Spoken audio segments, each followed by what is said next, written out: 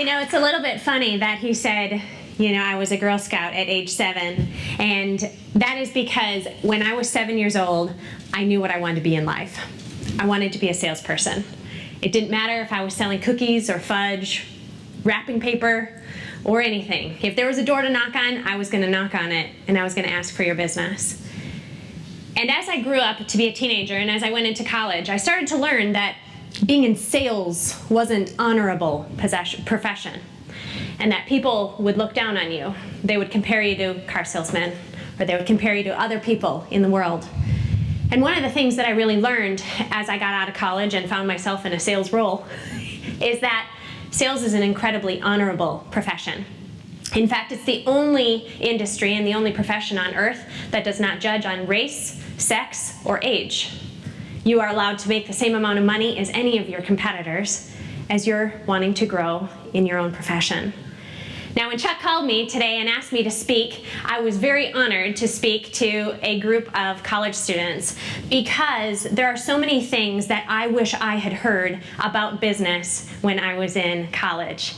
And so I want to share a couple of those things with you today.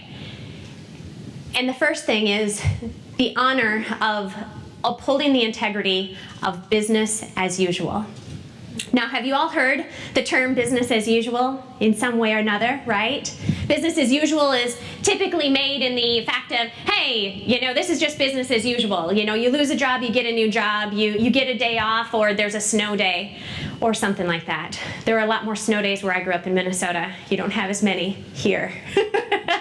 Any Minnesotans? No Minnesotans in here? Oh, darn. But you get days off, and it's because of business as usual. But as I became older and older, I realized that business as usual has different terms in different areas and in different fashions. And there are 3 things that I have learned in a way to honor business as usual. And the first one is the importance of an ideal week. Now, right now, you are living an ideal week every single day, and I speak to my coaching clients on average 20 to 25 hours every single week about how to have an ideal week. Now, when you're in college, you have an ideal week because you know what time to get up, what time to go to class, what college courses you're going to be taking, and you know when you're supposed to be doing your homework. That is an ideal week. Now, what happens when we get into business is we start to flounder. We start to wing it. We think that we just know what we're supposed to be doing, and if we don't live on a schedule, we lose track of ourselves. There is a very big thing that is important about having an ideal week, and there's one thing that I've learned about that, and that is if you never create one, you will never have one. So when you get into the business world, create an ideal week. Create what you want to do. How much do you want to work on yourself? How much dating do you want to be doing, or how much family time do you want to be spending? How much time do you want to be spending on the ball field or anything else? It is important to create an ideal week for yourself. The second tip that I learned in business when following business as usual is the importance of planning. Now, we are all taught that we need to plan out things and we need to plan out our life. I am a planner to the nth degree. I plan out what day I do my laundry now. I plan out when I am going to run. I plan out when I am going to be having date night with my husband.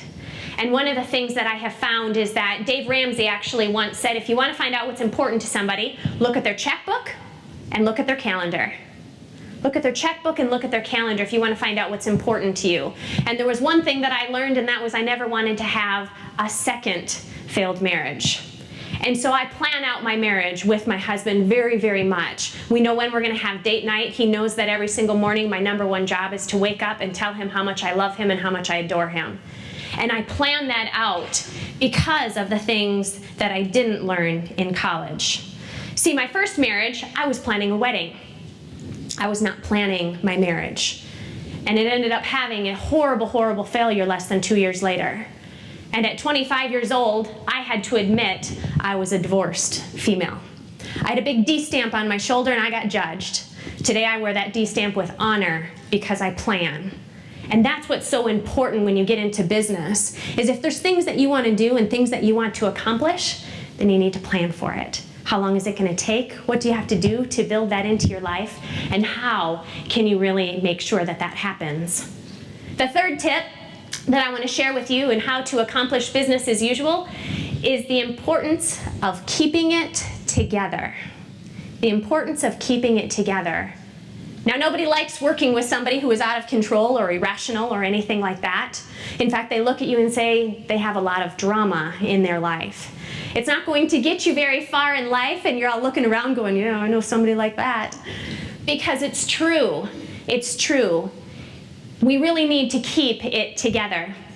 Now, I shared with you that at 25, I went through a pretty ugly divorce. And one day I was sitting at my desk and I was crying. He and I had just had another argument, and I wasn't keeping it together. My boss pulled me aside and she said, "Do I want to talk to you?" We went into the conference room, and of course I let her have it of all of the ugly things that were happening in my life at that time. And she said, "You can't be that girl." And I said, "What do you mean, Pat? What do you mean I can't be that girl?" And she said, "You are in the middle of a really ugly divorce, and unfortunately I've been through two myself. But one of the things that I've learned is that you are in the process of letting him ruin your life. Are you going to let him ruin your career as well?" Now, I didn't know what that meant at the time, but she said, "Do, there's no crying in baseball." Now, we've all heard that before, right? There's no crying in baseball. And she said, "Do, if you can't keep it together, then I need you to go home. I need you to take a drive. I need you to go walk down around the block." And she told me I needed to be a duck. Have any of you ever heard "be a duck" before? Be a duck. So think about the way that a duck looks on the water. How do they look on the water? Nice, smooth, but what are they doing under the water? They're paddling like crazy. They are absolutely busting it under the water. But on top, they are keeping it together.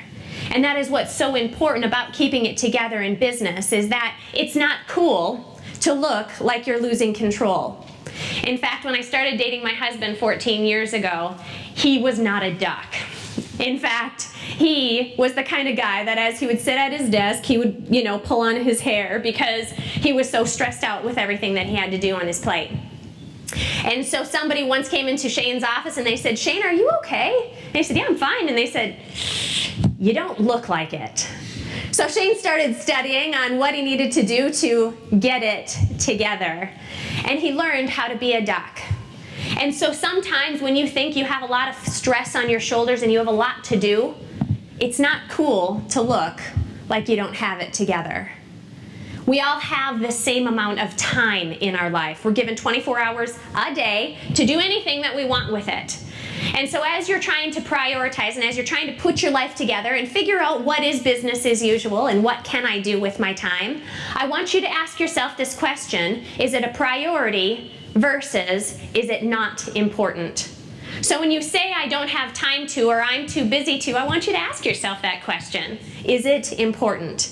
Because if it's important, you'll find a way. And if not, you'll find an excuse.